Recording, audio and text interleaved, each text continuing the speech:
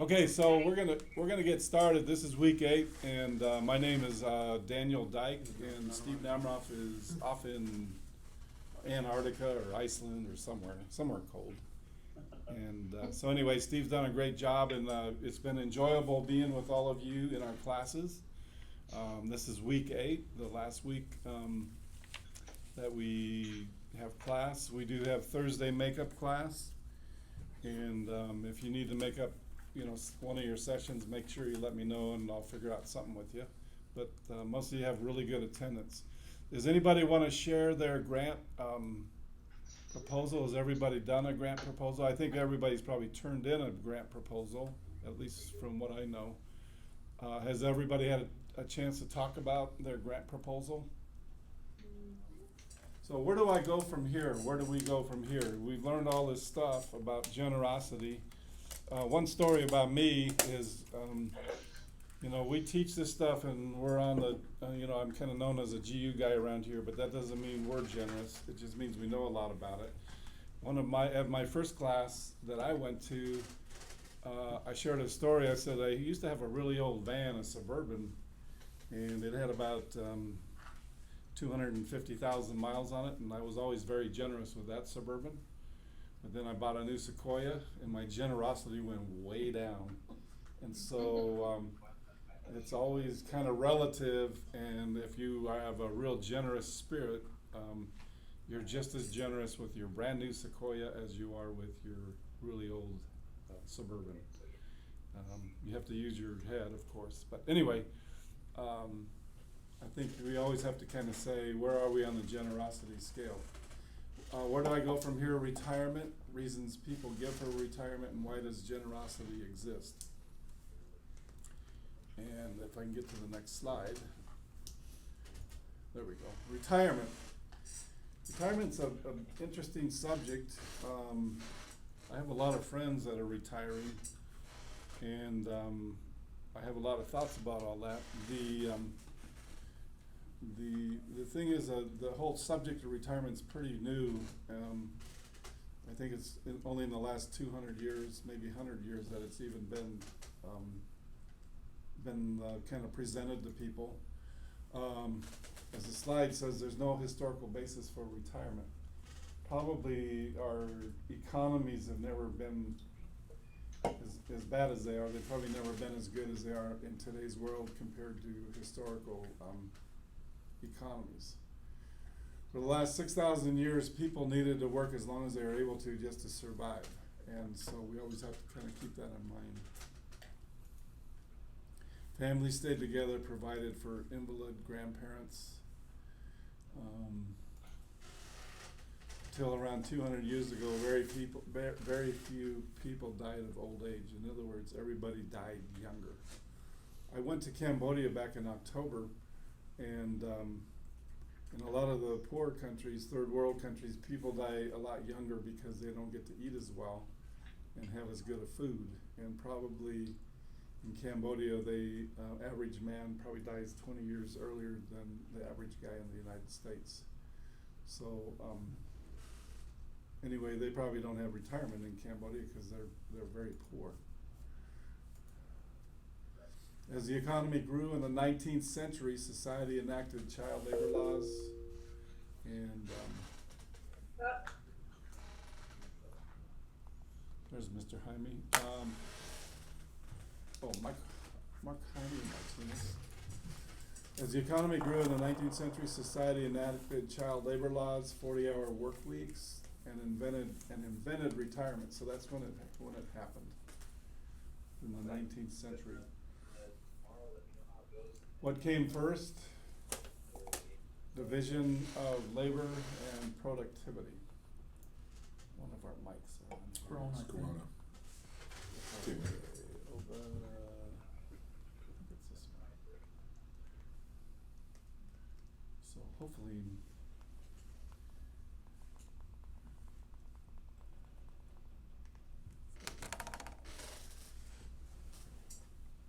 Division of labor and productivity. When Social Security was passed and the retirement age was set to 65, the life expectancy of a man was, anybody have a guess?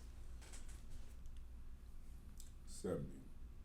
probably 70, 68. So when they set up all the laws and the tables and all that, that's what they set it to. So really they were kind of setting the laws up to cover you for 3 years. And so that's why everything made a lot of sense from a fiscal, financial basis, because it was really not a whole lot of years that they were covering you with Social Security, because you died in 3 years. Retirement has become the main goal of many Americans, and I think it's because it's advertised a lot. People talk about it all the time. People say it's their main goal is to retire with plenty of money, so that's why it's the main goal. They gear their working years towards the day they can sit around and play golf, or go skiing, or go surfing, or go do whatever, play dominoes. What's that lawn bowling game, where you roll the balls? Okay, not okay. You know where they, Bocce ball. what is it? Bocce ball? Bocce ball. Now that one's the game. That one's the exception. There's one down at Laguna Beach I've seen where, they have the real short grass and roll the bocce ball. They talk about early retirement at 60, 55, and 50. I'm not sure that's quite as true as it was 10 years ago. They use websites and calculators to determine how much they need to build up in order to retire. In a way, that's what we do with our 401ks. There's a calculator in there that you can, you can calculate what you need to put in there, and how long you need to do it, and then how much you'll get when you get to the other side. Consider a change in your perspective. You don't see this very much. Giving University is one of the few places where I see this kind of talked about.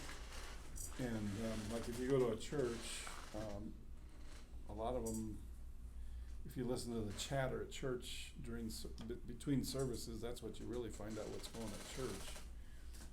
You hear a lot about retirement. It's kind of very accepted and kind of, in a way, not worship, but it's kind of promoted.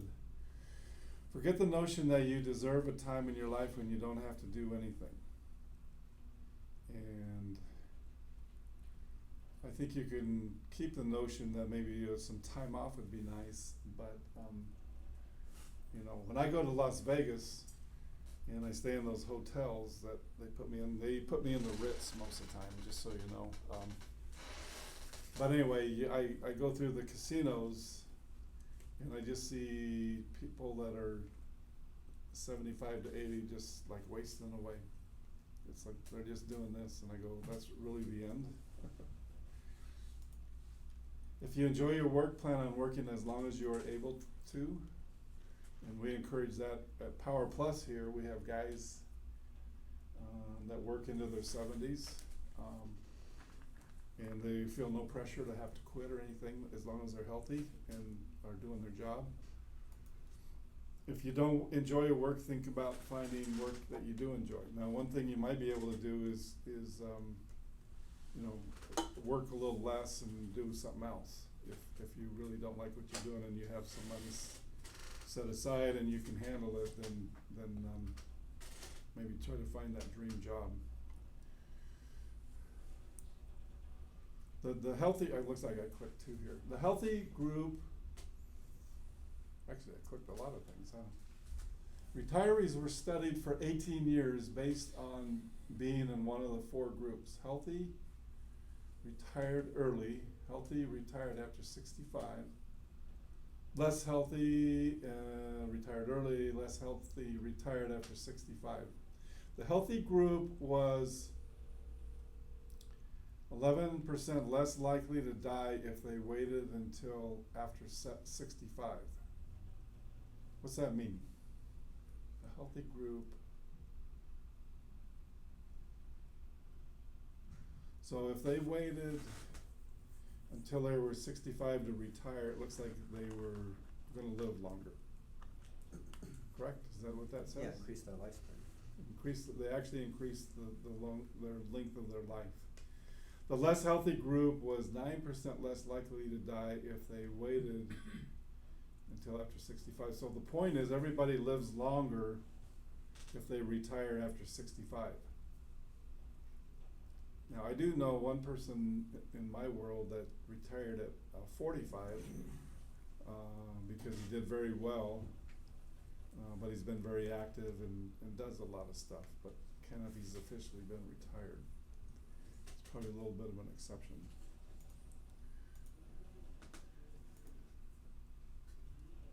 What can you do to make today more fulfilling instead of thinking someday in the future will be better? I think you just learn to live in the now and learn to have fun stuff in the now. Like today's Monday and a lot of people consider it to be the worst day of the week. My daughter has kind of trained me to think of it as the most fun day of the week. And so because we kind of kid each other a little bit back and forth about that, and I kid other people about it, a lot of times it makes Monday pretty good. And so I think if you can take your day and have something fun in it, or you can look for ways to be creative, I think it helps you a lot be really healthy. The only problem is then Tuesday we're really stuck. So, but anyway, I think the point is make what you do today to be more fulfilling instead of thinking of someday in the future it will be better. And it's a challenge. This is very much a challenge. We were talking about it this morning when I was we were praying. I was praying with the guys this morning, and we were praying for employees. And like some of them have been here for 30 years, and they just are they just always do their job. And so we pray that they have favor in their job, and that it's creative, and that it's interesting, and they feel challenged as much as they can doing that job. Like Michelle Scott in San Diego's done the same thing for a long time. But if you ever go and visit Michelle, she's always cheerful, always happy, and always helpful. And so you go, that's a role model of what I need to learn. Save for retirement only based on your reduced ability to earn in the future. So anyway, what you're doing is saying, if I cut back and don't work 60 hours a week, but I work 35 hours a week, maybe trying to figure out the delta is probably a really good approach. I think a lot of times people that retire and don't do anything die really a lot quicker because they get bored. They lose the motivation to live. When you get older, things start falling apart a little bit. And I just think a lot of times staying busy at good stuff kind of keeps you mentally engaged and keeps you away from focusing on yourself and maybe the few more medical problems that you might encounter. If you want to work toward a time when you can devote all your time to volunteer work, that would be a worthy alternative. And so, if you want to quit your job, then try to find something you can do that's helpful and useful and that you like, that you can keep doing. Part of the problem is because you don't have to on the third one here, to make your living, you're just volunteering, your motivation has to be a little bit higher than just, because you don't have money coming in for doing your work. So you have to figure out other ways to motivate yourself. I always think you should just try to have fun doing whatever you're doing, and that can help you. If you're volunteering, if you're on payroll, if you're on contract, whatever you're doing, if you can try to have fun doing it, it makes it so. I think it keeps you healthier. And when you have to focus and be serious, like I'm teaching now, so I can't give you a bad time about stuff. But if you mix it up in your day, I think, it just helps you have fun. Be generous with the rest. So,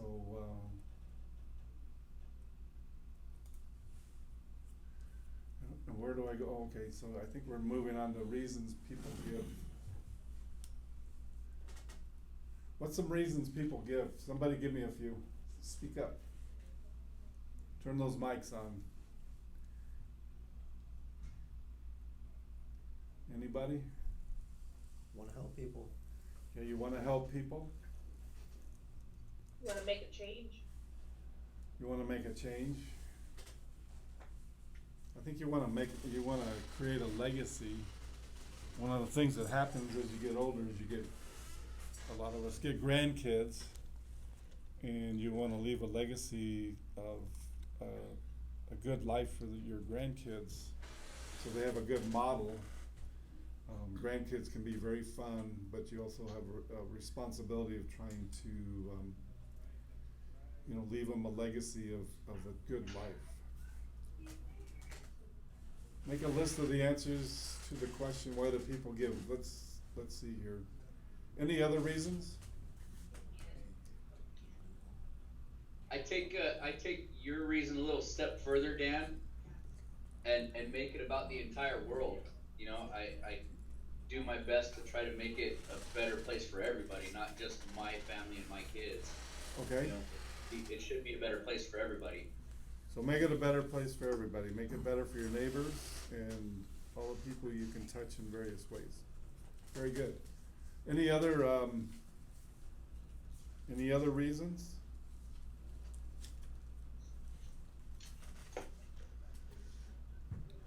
Because it's fulfilling. It's fulfilling? So what does fulfilling mean? Makes it feel good. You get gratification from it. Okay?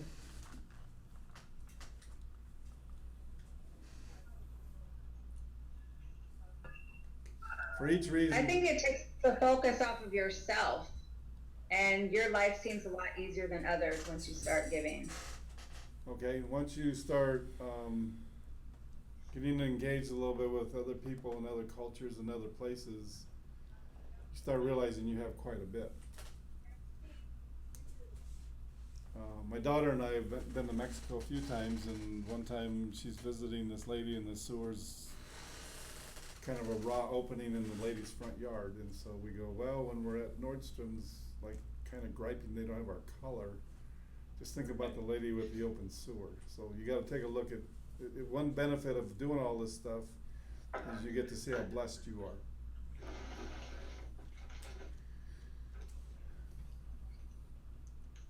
Does the reason lead someone to give more? I think it does. I think when you go on these trips, I'll use myself as an example. When I went to Cambodia, I just thought I was gonna be the leader and that would be it, and we'd have fun and we'd see really interesting stuff. We'd see people in really difficult situations. But when I came back, you just feel like you can do more, and that's when you start opening your checkbook. Does the reason lead someone to give more? What I was sharing is, when I got back, I ended up donating $5,000 myself, and I was just fine after I did that. And I felt really good because I knew I was helping people one time, but it helped. But I think the growth part for me was I donated and gave money, and I was fine. It's like a lot of times we get really tight with our money, and we don't express ourselves a little bit more than we usually do, but we can. And I also got another, one of my coworkers donated the same amount of money that didn't go on the trip, and that was really pretty inspiring to me. So there's a lot of great things that happen when you start getting involved and doing stuff and realizing you have a little extra and you can spread and help other people. Generosity that leads to more giving. That's kind of what happened in my case in the Cambodia trip. Wanting to help specific people, we helped, and in each of all these trips, you'll help specific different nonprofits, and sometimes we even let you pick out of that group a specific one you'll want to help a little more. Maybe there's a specific cause, like a lot of people want to help people with AIDS. So one of our stops was a group that worked with HIV positive people. And so if people had kind of the extra passion for AIDS, that we had an avenue for them to make a bigger contribution. We had another one that was all about a school for preschool kids, and actually it was very popular, and we got a lot of extra funding for the school. And so there's just all kinds of different things and different ways you can like support and help people. Wanting to make the world a better place, as Tim was saying, you know, when you donate, or when Giving University donates, we make it a better place. Now, sometimes it's a little daunting because the world has so many big problems, but I think part of what we've done in class is share with you how your little piece can help. I work with a ministry in Mexico, and I try to encourage people to give $20 a month, because if I can find 100 people that'll give $20 a month, that's $2,000 a month that helps the nonprofit operate, and it's something that people can afford. But anyway, you try to work ways that you can make the world a better place in whatever your passion is. Wanting to give back from abundance. Now it's a challenging question, because when you tie it in with retirement, in a way you're trying to make sure you don't die before your money runs out. And so you're playing a little bit of a game with trying to make sure you're not a burden. Like Dave Ramsey says, try not to be a burden on your kids, because it kills them. You know, try to be healthy, try to take care of yourself so you're not, you know, just shackling your kids with all kinds of debt and responsibility. So, you know, try to be abundant and then give back from abundance. And I think maybe a good rule is to try to maybe give 15 or 20% more once in a while than you feel comfortable with. That kind of stretches you a little bit. Sometimes if you make these super huge goals, then when you get to your checkbook, you go, nah, that's okay. But if you make it a little stretch goal, I think it's something that you kind of feel good about. And we're not trying to give you to give money, but I am encouraging you on things that you have a passion for. You know, look for ways you can help them. Wanting to please God. I think there's a scripture, and you know, we're not in particular a Christian class, but we do use a lot of stuff from the Bible. There's a verse in Matthew that says every dollar that you contribute, God returns $100 in kind of your eternal bank account. And it's kind of one verse that got me back on the right path, because God made that promise that, you know, for whatever you invest here, I'll return 100 times over. The problem we have as human beings is we only think about today, and we don't think about life 200 years from now. Wanting to be good stewards, that's the balance of taking care of your family, being healthy, not being out of control, and that way you can give to people and you have some abundance. As an act of worship.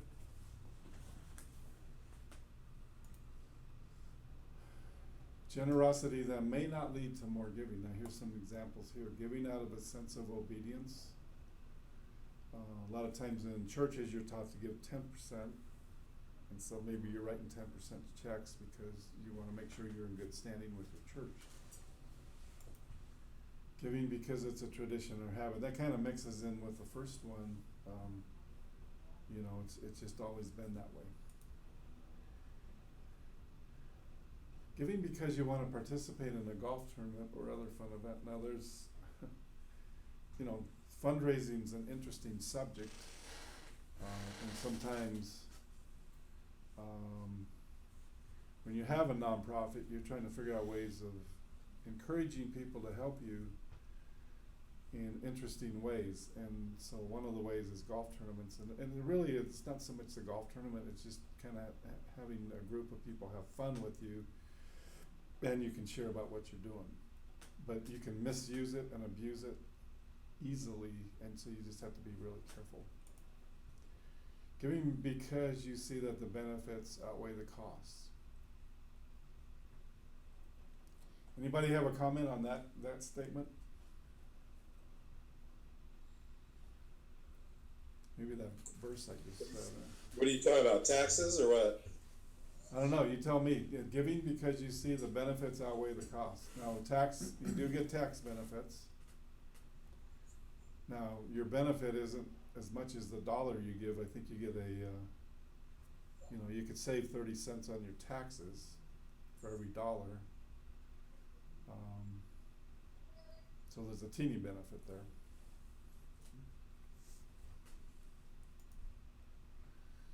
Generosity, freely giving or sharing things we value for the benefit of others. We're revisiting the definition here. So freely is a key word because you're doing it out of your own heart. It's like when I tell people, when Kobe Bryant used to play basketball, he'd always kind of beat his chest. And I said, kind of that's his expression of like the passion he feels inside here. He's just like excited about it. So freely giving or sharing things we value, like my Sequoia, for the benefits of others that need a car while they're visiting me, okay? But that's kind of the way to look at it. We value so we can help other people.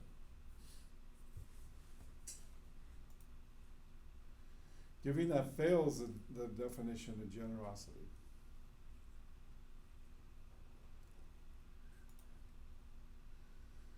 Giving out of fear.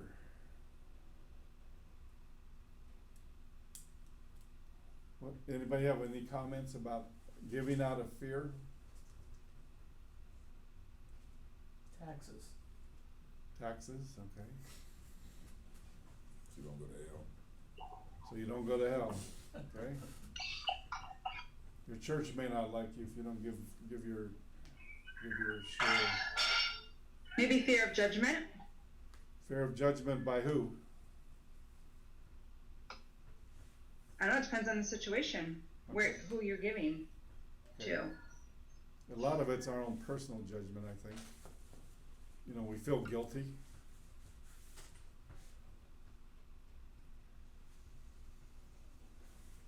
So it's a motivation for giving. So you're still giving. Parents require force it. A lot of times when you're raising 3-year-olds, you give them a bunch of quarters, and some quarters go to stuff they can buy, some quarters go for saving, and some quarters go for like giving it to somebody. So that's kind of forced. But you're doing it because you want to train the kids in doing it in spite of how you feel. You may not always have the best feelings, or you may have the wrong feelings, but it's still the right thing to do. Giving for the recognition, not for the benefit of others. Like when I make the statement that I donated $5,000 now, that can be taken a lot of different ways. One of them being like I'm trying to show off. And so that's not my motivation. And a lot of times we don't tell people what we do because we're kind of beating our own chest. But there's times when if you share with people, I think it helps them realize some reality of what people are doing. And like the gentleman that donated $5,000 on the Cambodian trip, and he wasn't on the trip, it just speaks volume. He wasn't asking for recognition. That's a lot of people will do it for recognition. Obviously, the point is that's what they're doing it for. So you have to be really, really careful. And most of the time, you just want to keep it to yourself. Giving for the tax deduction, not for the fear of others, not for sound math. And you may have mixed motives in all your giving. You may have some giving that you kind of don't have very good motives on. And then you may have, and it's like sometimes in our lives we have really pure good motives, and then Wednesday hits. And we're in the tank. And sometimes on Wednesdays maybe we're doing it out of habit. And then Sunday comes around, we go to church, and like we're all fired up. We want to give. And so even our own giving can be in these different buckets or different places. You just want to try to build the habit correctly, and so you're not always in these less important ways of giving. Like if you go do your financial planning, you'll do number 4 just for tax reasons. Like in a lot of reasons, there's foundations is, just for tax reasons. Should we try to change our motivation?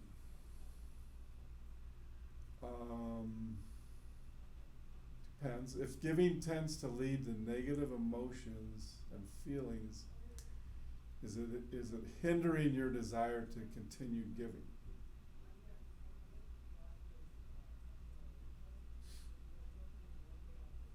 Probably.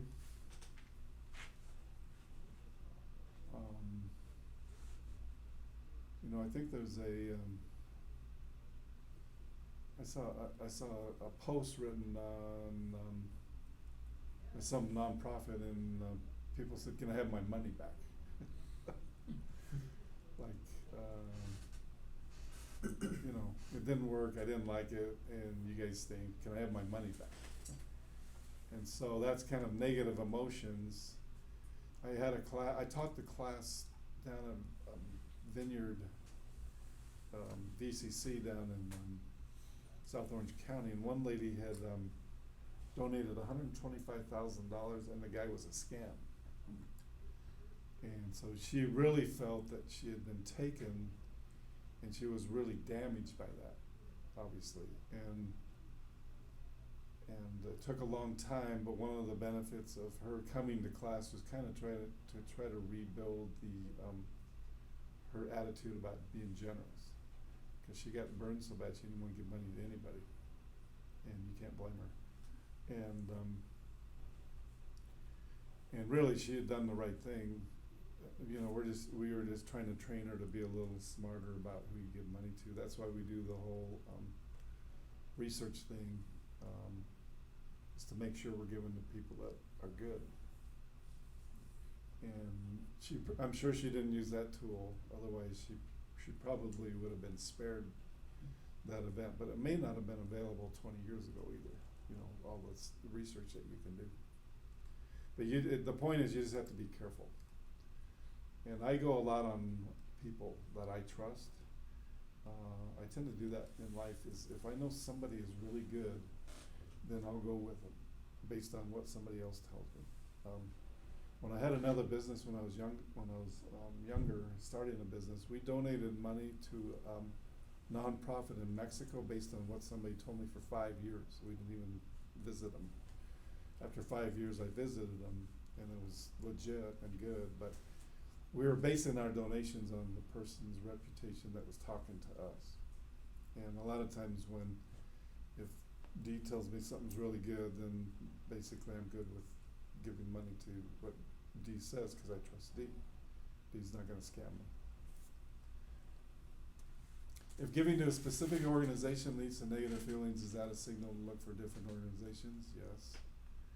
A negative experience should not close the door to generosity itself. I think a good model for example is Red Cross. If you look them up on GuideStar, they're not that good. A lot of guys are making a lot of money at the top. And I've always encouraged Steve Bray when he's teaching, because he really hammers Red Cross. I said, I think that's fine, but why don't you give the students some ideas of who you would give money to? Because if there's a bad event in Missouri tomorrow, like a bad tornado, and let's say 5,000 people get killed, most of us want to help with something like $50 or $100.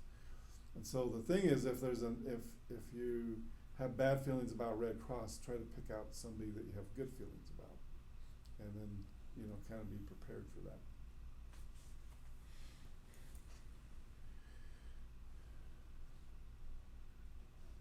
So how might it be possible to move from being negatively motivated to positively motivated? Any ideas?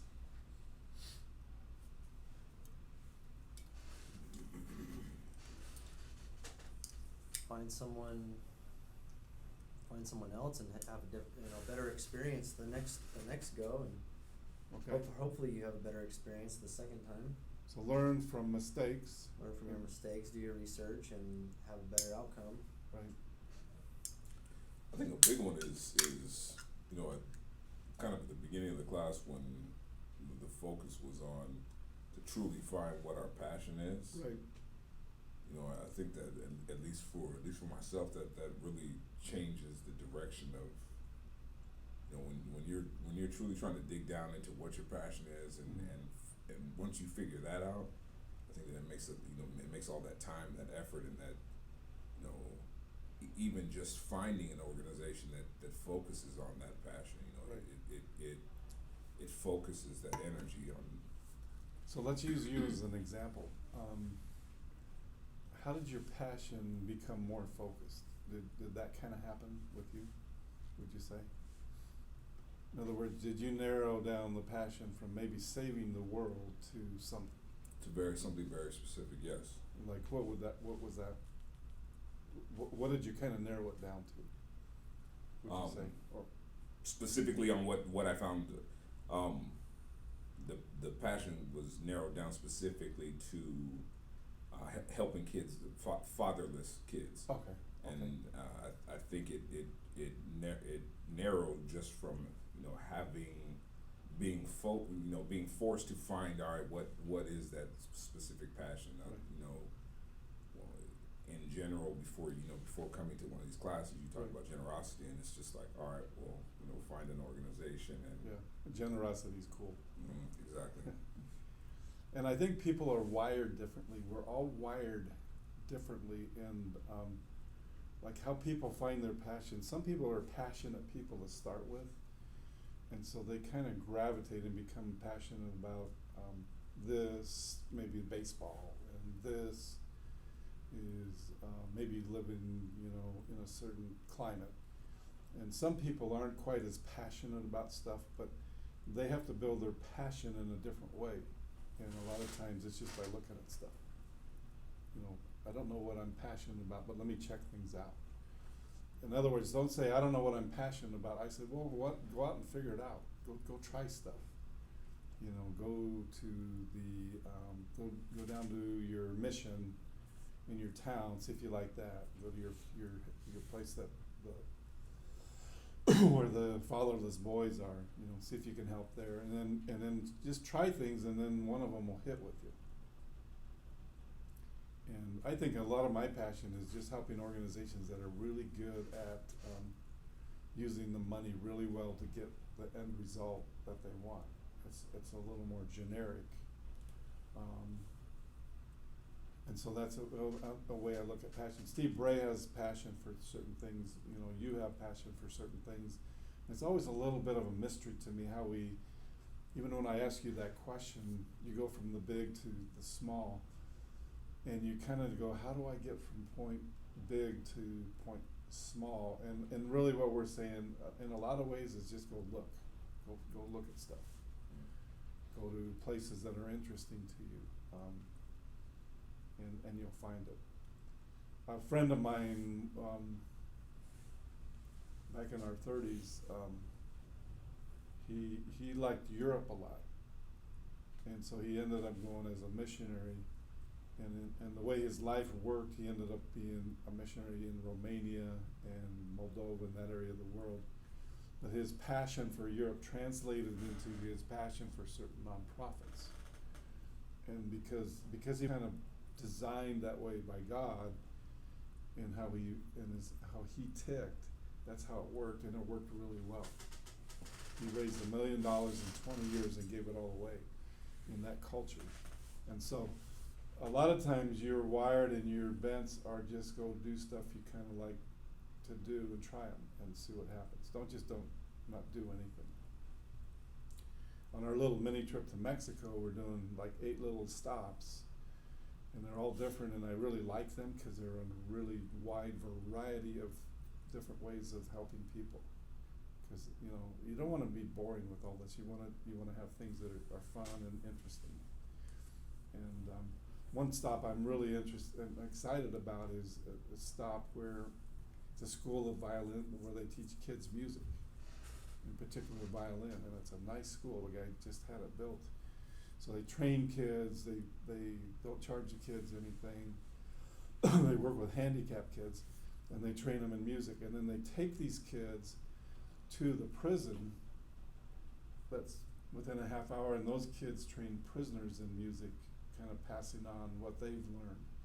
But I like it because it's a very unique and interesting way of helping others in something that you like. When I taught the class down at Vineyard one time, a guy, it was the first class, he was a hairdresser. So his interest was to go to a third world country or a country where, you know, everybody's in abstract, you know, poverty and just do haircuts for people. I go, no, that's really cool. Cause you know, the guy charges a lot of money and he wants to give it away. So anyway, that's probably how you move from being negative to more positive on what you do. Steve's rocket. Oh, this is Steve Brace rocket. Hadn't seen this before. Okay, you started fear. Started emotion, like something that's fun that you like. And then it becomes a little more logical. And then you're obedient, and then it becomes a habit. And you start feeling some joy, and then there's faith that's involved at the top of the rocket. So those are kind of the stepping stones to, you know, generosity.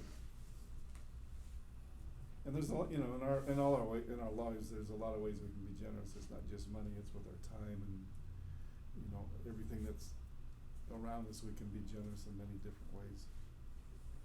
You can be generous in how you talk to people.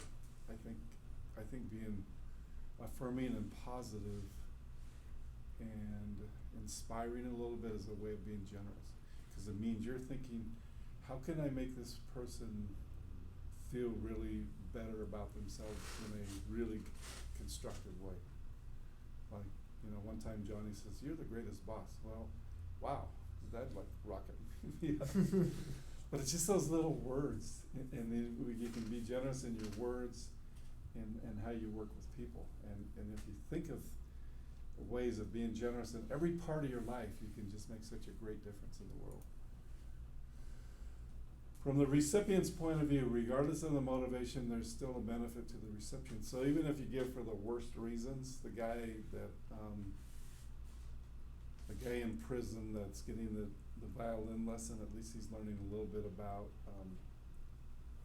music, and he's learning a little bit about a kid who's helping him, and so there's always the benefit the recipient gets.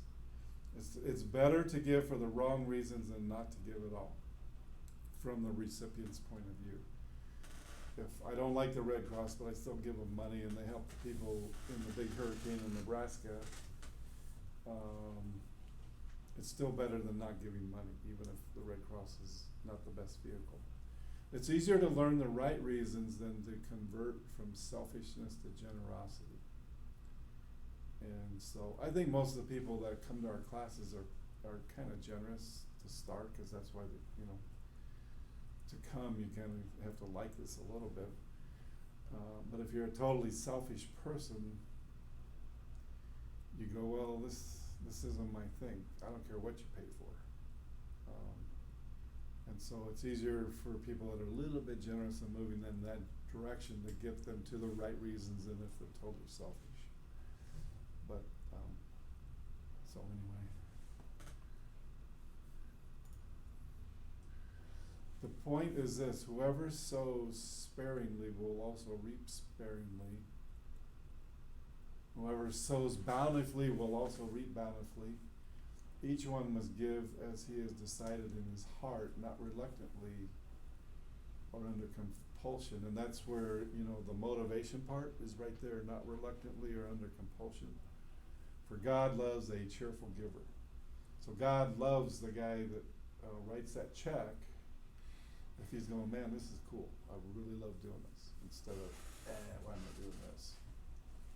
But, you know, if you give that check, or you give that time, or you give whatever, God loves the cheerful, the guy doing it with a great attitude. How many places do you think the Bible said God loves this type of person? Just this once. Cheerful giver? I think so.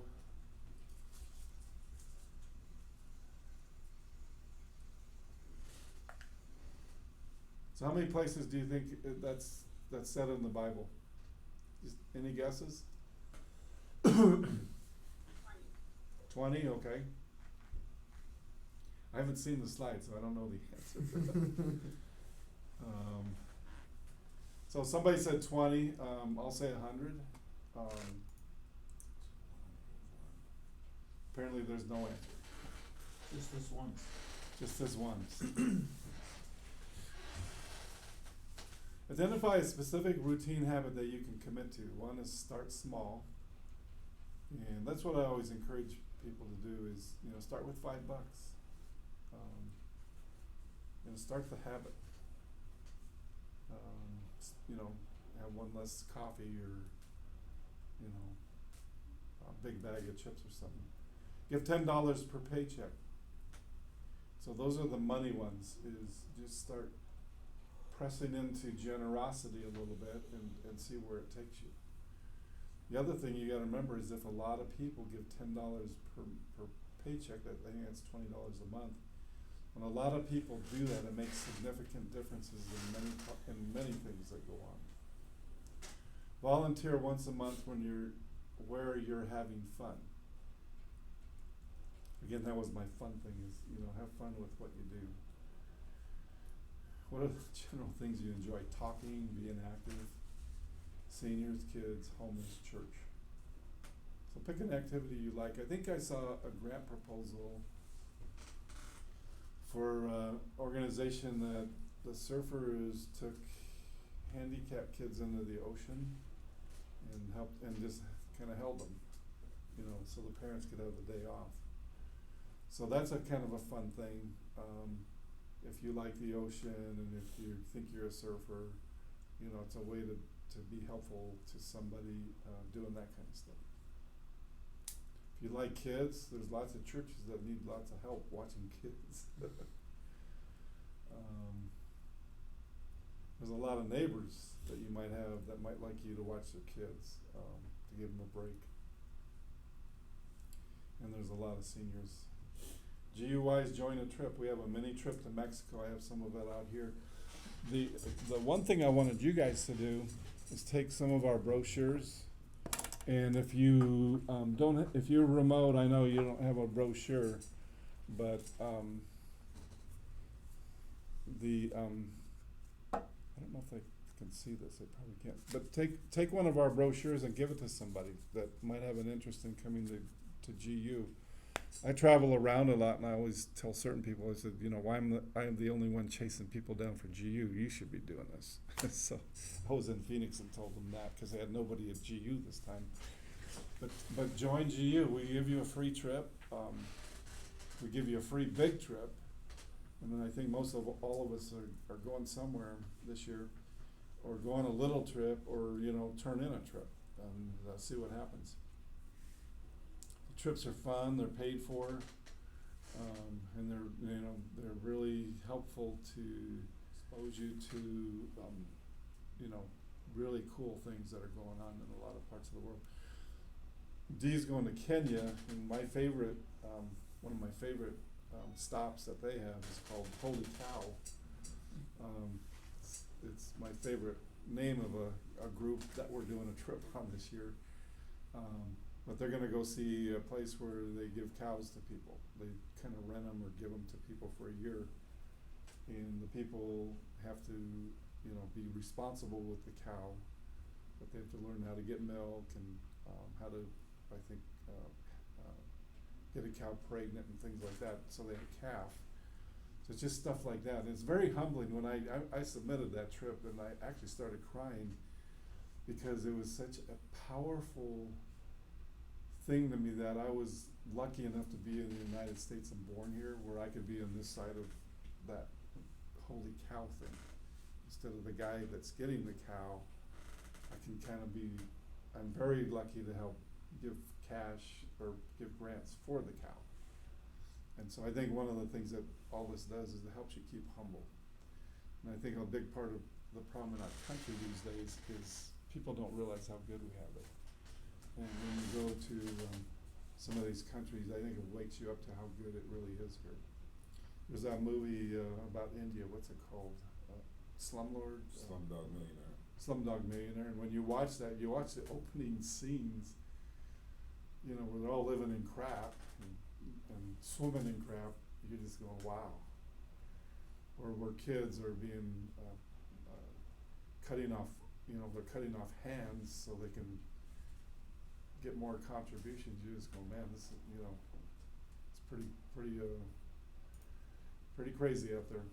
What if I'm poor? If you live in the United States, how poor are you really? Compared to the world, you're probably in the top 10%, no matter who you are. And you can start small, and I think in Matthew, the widow gave like 1 penny, and that's what moved Christ to say she shared everything. So it's really not the amount, it's the attitude and what can you do. And a lot of times it's like saving money, just start small. You know, start small with generosity. You can be an ambassador for an organization. So if you find one of these cool nonprofits, you know, help them out. There's lots of ways to help people these days. You can write nice posts about them on Facebook is one way to do it. You can tell your friends about them. You might want to encourage, I think we had a lending, didn't we have a lending nonprofit where it was like clubs and people participated and lent out various parts of money? Like micro lending? Yeah, we had a site here and I always forget it. But there's little clubs, like the atheists had a club and the Christians had a club and the Mormons had a club. And the little clubs where they would raise $5,000 in it, you know, in the club, or 1,000, and then they would lend it out, and then it was like a little fun thing for the people involved in the club. I forget the site, but the clubs were kind of ranked based on how much money they were loaning, and it was kind of a fun way to be in the micro lending business and not be bored, because you were, you know, you're in a club and you're competing against your other clubs. Anybody remember the name of that site? It was in our minutes or in our notes. What's somewhere. that? Anybody out there remember that lending site? That I remember the example, I don't remember the name of that. you guys remember talking about it? Yep. Yeah. Okay. I think it's one of the coolest sites we have. My only problem is remembering what it's called. I think it start with a K. Yeah, I think so Kiwi, too. yeah. Kiva, I think. Yeah, What was Kiwi. it? IVA. Yeah. that was it. Kiva. Kiva? Yeah. So yeah, look at Kiva. The Kiva, right? Yeah. I think I remember Steve was looking around on the site, the website, and it had been reorganized a little bit. But that's to me, that's a really cool site. You could do it with your kids. You know, maybe at Christmas you say, this year, why don't we do $500 that we pool as our family, and let's just watch what happens with it. And it's something other than like a stack, you know, my grandkids are so spoiled, like they get, it's better than another stack of stuff that you play with, your drone for one time and you're done with it. And it costs just $500. So anyway, I think just be an ambassador for an organization, pick what you like and be an ambassador for them. Be an ambassador for Giving University. I think it's a cool place to have people come to class. You know, if you wanna donate a few dollars, we never ask for money, but if you ever gave some money to it, I think it's a cool thing to do. Cause I think if I donated to Giving University, I go, hey, I like whatever you guys are doing, it's just cool, just keep at it. But we're not asking for that, but find things out there that kinda really, kinda get you going. But if Giving University gets you going, you know, play on that. Just say, you know, let me get a person or two to come to class, or a coworker, or something like that. Like one way I promote Giving University, one example I'll use myself is tomorrow or Wednesday of this week, we're bringing coffee and donuts for the warehouse guys at 6, so they can see what this is all about, cause they never see this stuff. In Phoenix, I had a pizza and Coke night, 2 Monday nights ago, and 5 people sat in on a class. And you can have anybody you want sit on a class anytime you want, or you can have them watch part of our videos that we tape, and they can see a little bit of what we're doing. Because Bob has been very good and Johnny, we have each of our 8 classes taped and recorded and edited, and there's a way you can show people. Like class 1's pretty cool because Mr. Bray's here and he's, pretty fired up and gives a speech. But I also like the classes where people were doing their grants. These are interesting classes because you're seeing a lot of different things out there that you never would have thought of because somebody's doing some research on it. So anyway, Hey, that's Dan. Just out of curiosity, how was Bill Collins' response to that class? Bill came to class and he had a good time. He paid attention. He didn't fall asleep. But when I teach class or do an event, if people hang out a little bit afterwards and kind of just hang out, it means they were engaged. And so Bill was very engaged. Yeah, no, and I've actually promoted that or this class with Bill several times, so I just wanted to know what his response was. Yeah. So anyway, that was very good. We have an admin in Vegas, Nydia, that she's like a recruiter for GU. That's one reason Curtis is in class here is because Nydia kept pestering him where Curtis had to come. So anyway, I think it's a great tool and, just encourage others. A lot of times people don't believe what we do, so they think, it's a scam or something. Why does generosity even exist? Many believe that only the natural world exists and that everything has been produced only by natural processes. That's probably a little bit of an atheist view of life. What does that mean? That everything in the universe is a result of cosmic dust in a blender, a big bang of space-time, matter, and energy. But how did cosmic dust in a blender produce moral values and duties like love, kindness, tolerance, justice, mercy, and generosity? And so that's really the question. This is the philosophy of atheism, I believe. Many believe that matter and energy organize itself into chemicals which formed into cells, which became animals, which formed into humans. But if humans are nothing more than advanced animals, where do their moral values and duties come from? What separates us from animals? If a lion kills a zebra, it doesn't murder the zebra. So why is it a murder? Why is it not a murder for a lion, but why is it a murder for a human to kill another human? If a mother bird feeds her chicks, it doesn't mean she is being generous. Why do people give money to feed the poor whom they've never met far away from on another continent? Why do moral values, what is good or bad, and moral duties, what is right and good, universally exist among people but not among animals? So that's kind of the separation. In a minute, you'll watch a short video, hopefully, if we get it technically to work.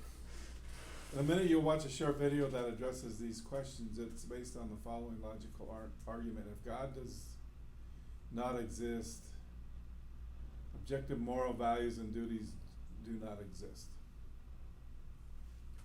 But objective moral values and duties do exist, therefore God exists. So let's take a look at this again. If God does not exist, objective moral values and duties do not exist. So if God does not exist, to murder somebody is not wrong.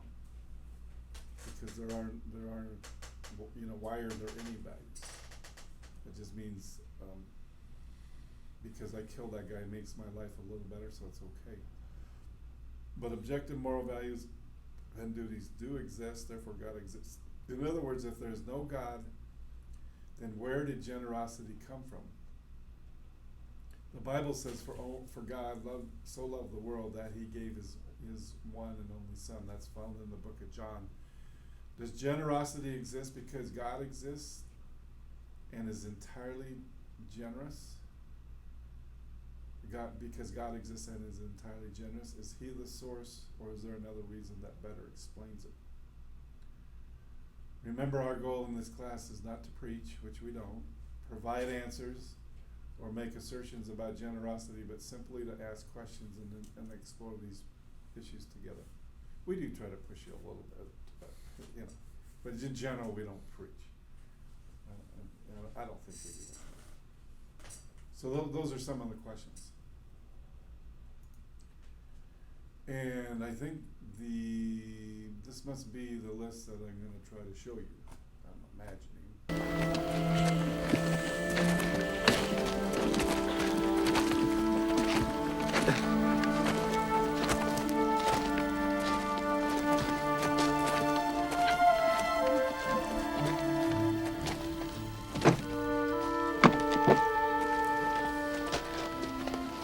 We've written a letter trying to explain things in case you were captured.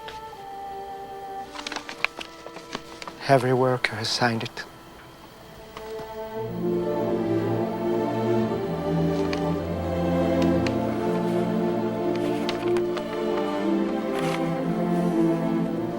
Thank you.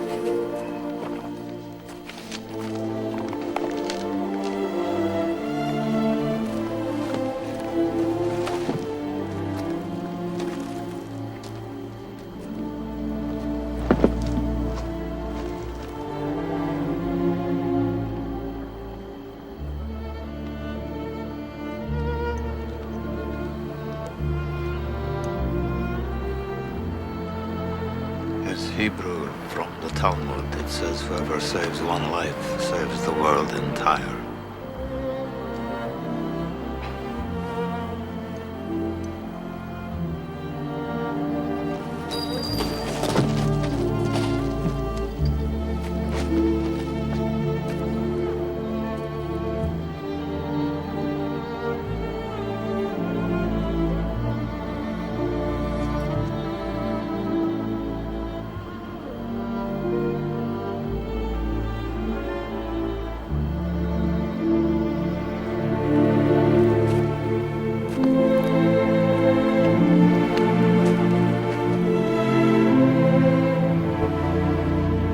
I could have got more out. I could have got more. I don't know if I just... I could have got more. Oscar, there are 1,100 people who are alive because of you. Look at them. If I'd made more money.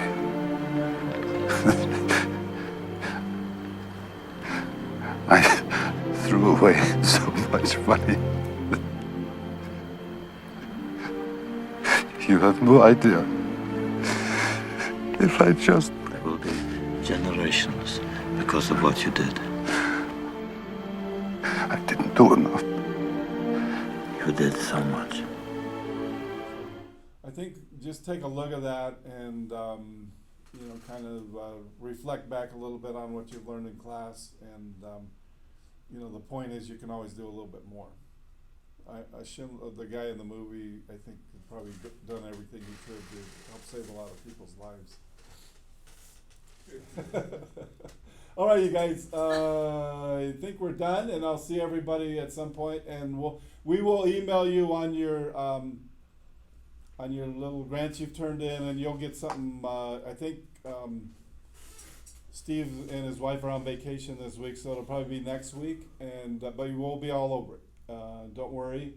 We usually try to give you checks the last class, but just there's so many people this time it was a little more difficult. So I will see you all later. Thank you so much.